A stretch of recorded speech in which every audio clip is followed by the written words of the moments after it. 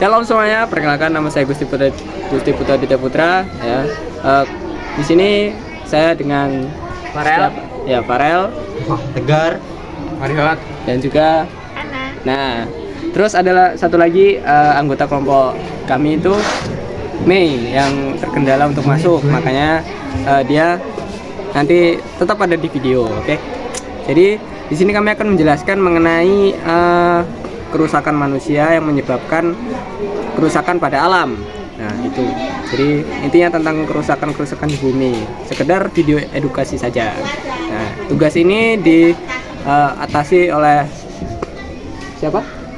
diatasi oleh Pelajaran geografi, PS dan juga bahasa Inggris. Jadi di PS kita belajar tentang kerusakan manusia, kemudian di geografi kita belajar tentang kerusakan dan juga lingkungan hidrosfer. Kemudian di bahasa Inggris belajar mengenai pemberian opini. Jadi kami sudah melakukan wawancara dan melihat bagaimana orang-orang memberikan opininya. Oke, selamat menyaksikan videonya. Nah, solusi berikut telah kami sampaikan berdasarkan apa yang ada di pikiran kami dan berdasarkan hasil analisis di lingkungan sekitar, sehingga itu adalah harapan kami dan juga dengan kami agar daerah sekitar kami itu tidak rusak, dan kewajiban kita sebagai manusia untuk menjaga bumi. Nah, berdasarkan Amsal 3 ayat 18 sampai 22 bersederhan, ia menjadi pohon kehidupan bagi orang yang memegangnya, supaya yang berpegang padanya akan disebut berbahagia. Dengan hikmat Tuhan telah meletakkan dasar bumi, dengan pengertian diterapkannya langit, dengan pengetahuannya air samudera raya berputar, dan awan menitik embun.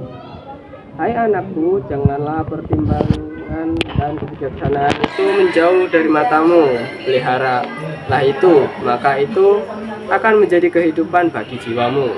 Nah, berdasarkan ayat ini kita bisa menyimpulkan bahwa Tuhan itu yang menciptakan dan Dia juga ingin kita menjaganya, sebagai mana kita diciptakan untuk menjaga bumi ini, karena disitulah pemberian dan anugerah Tuhan. Sekian, terima kasih. Nah, jadi bagaimana sih Allah menciptakan semesta alam ini dengan sangat baik?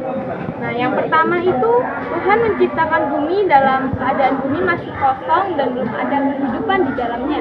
Nah, itu terambil dalam Kejadian 1 ayat 1 sampai yang kelima.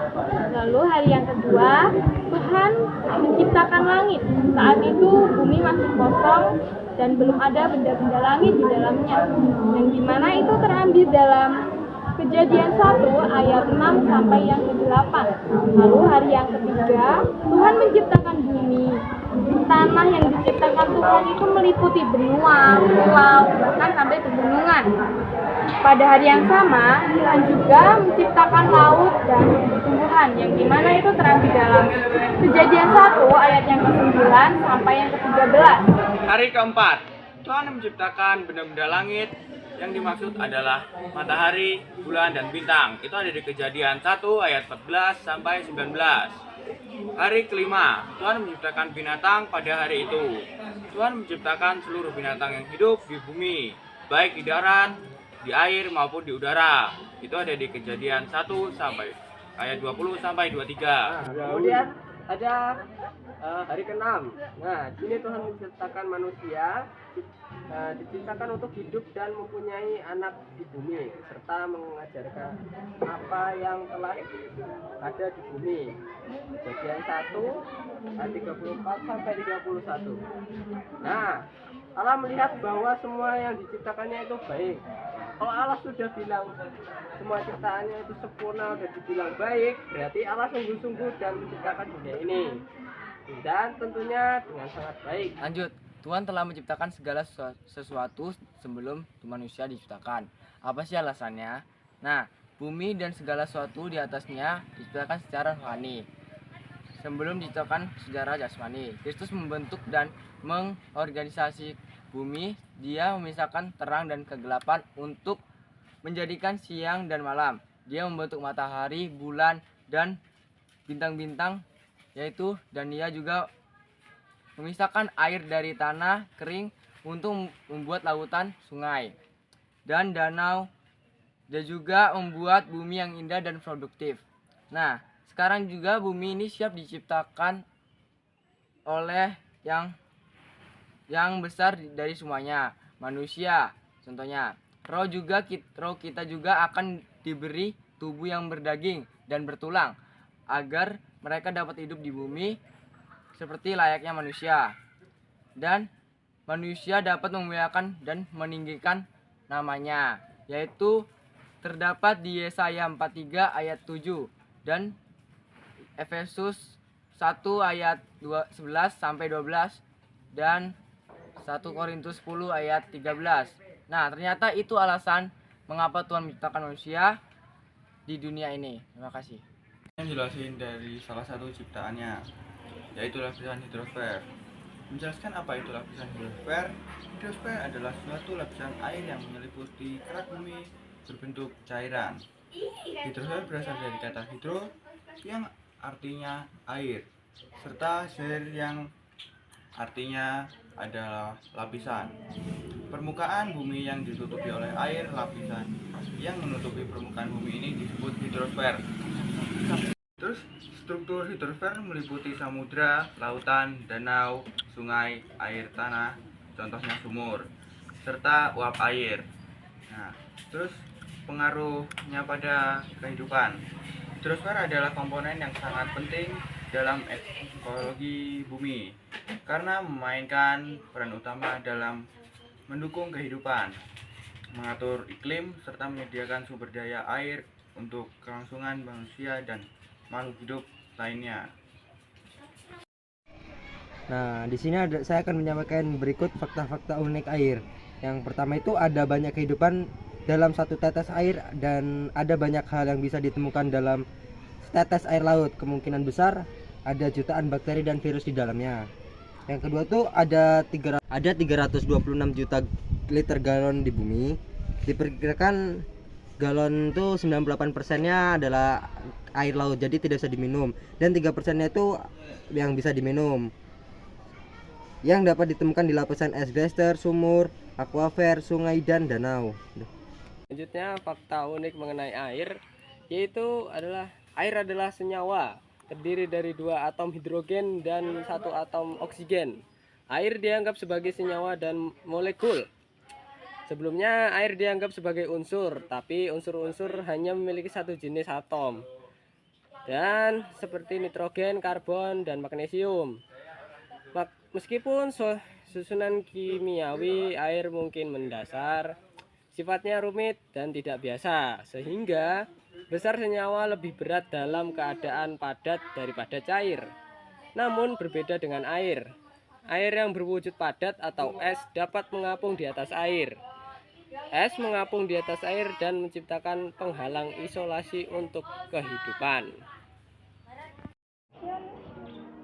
Nah, melihat kondisi kerusakan yang terjadi dan merasa prihatin melihat kerusakan tersebut, kami karena banyak kerusakan alam yang terjadi akibat ulah manusia yang tidak bertanggung jawab dan semena-mena menggunakan alam tanpa memikirkan dampak di masa yang akan mendatang.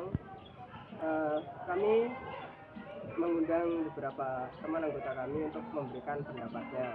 Nah, menurut Kejadian 6 ayat 12, katakan Allah menelik bumi itu dan sungguhlah rusak, benar, sebab semua manusia menjalankan hidup yang rusak di bumi. Oleh karena itu manusia itu sudah rusak bumi. Oleh sebab itu kami akan memberikan sedikit opini kami mengenai kerusakan, dan dari opini itu kami akan menyampaikan sebuah solusi. What solution can you provide? In my opinion, I'm strongly opposite to people throwing rubbish in rivers or other waterways. It's not a trash can. The rubbish will eventually pollute the water flow and we can use it again. Okay. What solution can you provide and what do you think? If it were from me, I walk plant trees in open land and visit water stream, so that ladies dot will not occur which will hinder the flow of water. And these trees will also preserve groundwater. Solution can you provide, and what do you think? In my opinion, for the industrial sector, especially factors, it will be better if we were wiser in processing factor waste. For example, don't use chemicals that are harmful to the environment. Then process the waste first before throwing it away so that it is not dangerous. And most importantly, don't just throw it away in waterways, because once again, waterways are not randifer. Nah, solusi berikut telah kami sampaikan berdasarkan apa yang ada di pikiran kami dan berdasarkan hasil analisis di lingkungan sekitar, sehingga itu adalah harapan kami dan juga dengan kami agar daerah sekitar kami itu tidak rusak, dan kewajiban kita sebagai manusia untuk menjaga bumi.